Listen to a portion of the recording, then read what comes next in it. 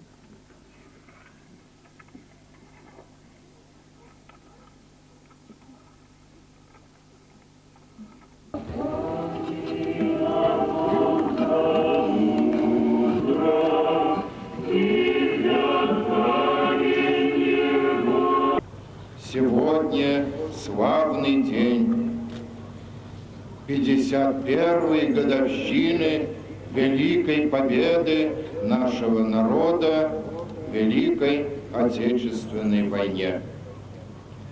И я думаю, что к этим двум знаменательным датам присовокупляется и третья дата закладки будущего храма в честь святителя Стефана, просветителя земли Коми.